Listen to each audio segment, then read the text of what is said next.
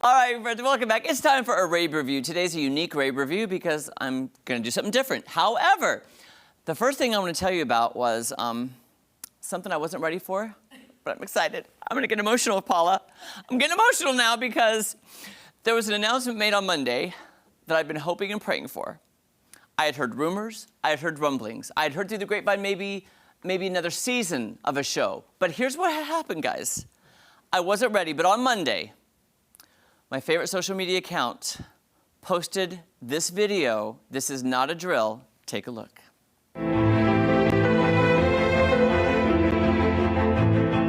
It feels amazing, a tad emotional. It's wonderful all to be back together again. You come back together and it's like no time has passed at all.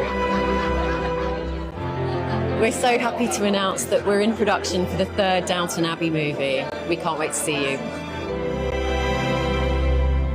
Oh, I'm emotional. I'm emotional, guys. I can't even, here's the rumors, guys. The rumors were that Julian Fellows was writing another season of the show for PBS, and that it was a surprise season. The cast had all gotten together. Well, it turns out it's not a new season, but it's another movie, and you know how much I love Downton Abbey. The first movie was okay.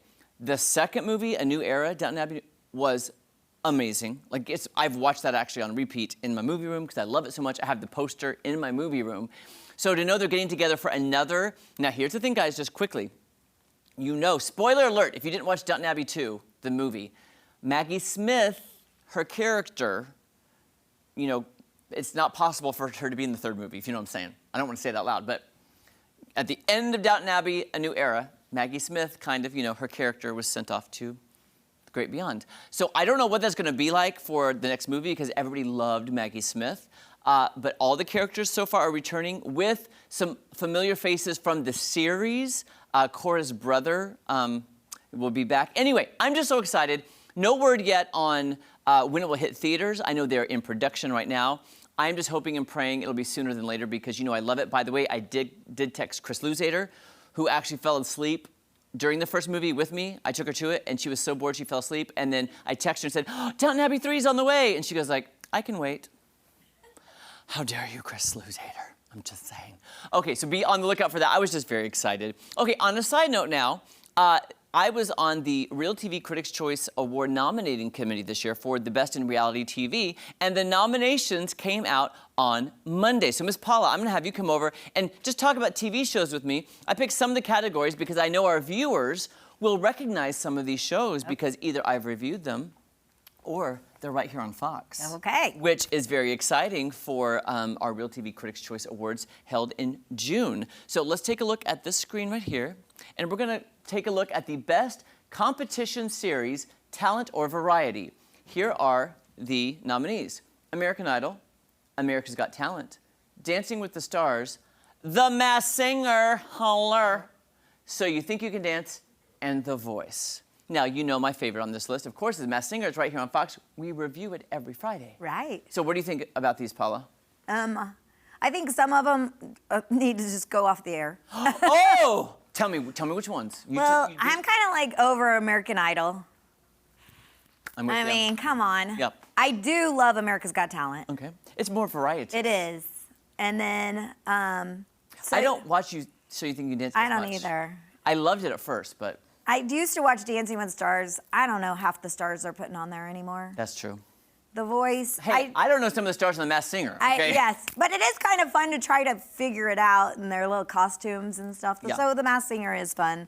The Voice, I'm kind of over it too. I'm with you, Paula. Okay, let's take a look at our next category. Best Culinary Show. Be My Guest with Ina Garten. The Great British Baking Show, which I love.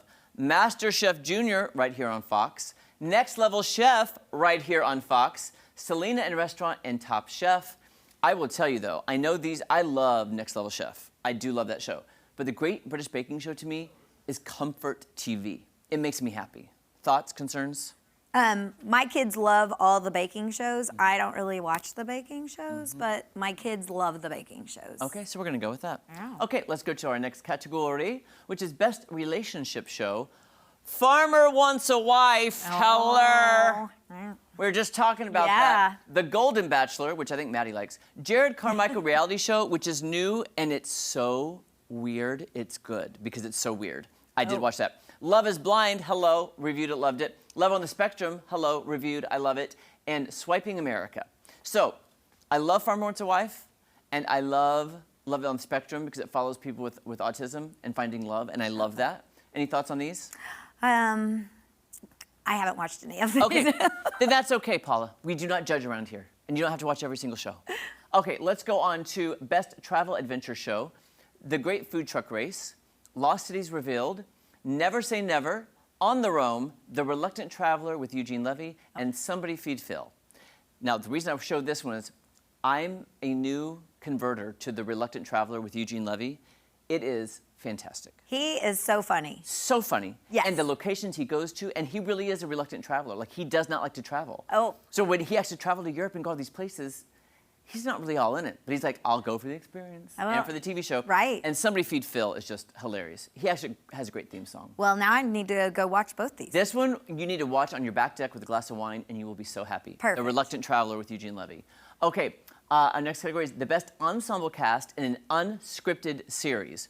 House of Villains, The Real Housewives of Salt Lake City, RuPaul's Drag Race, The Traitors, Vanderpump Rules, and We're Here. I put this one in because I thought this was the best season of The Real Housewives of Salt Lake City, best in all the franchises. Really? And they ended up firing the person who caused the most drama, which I think is a huge mistake. Should not have fired Monica. She was the season. I also love The Traitors on Peacock. And Vanderpump Rules has been huge this year because of the whole Scandival, which I know Maddie is following.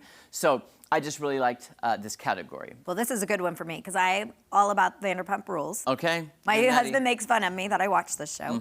My kids love RuPaul's Drag Race. So many love people it. I love Real Housewives, and I've never seen the Salt Lake You should City watch guys. this last season. Okay. It's the best. You don't need to watch anything else but that season. And Okay. we have one more, I think. Let's try. Best show host. Will Arnett, Lego Masters, right here on Fox. Terry Crews, Alan Cumming, Kristen Kish, Keke Palmer, and RuPaul. I put this on because I really do like Will Arnett as Lego Masters host. He's very unique. He reminds me too of Joel McHale, Daniel Tosh, who's hosting the new show called The GOAT, where they're taking hosting to a different kind of level. It's Right. a totally different type of hosting. So those will be happening in June in Los Angeles.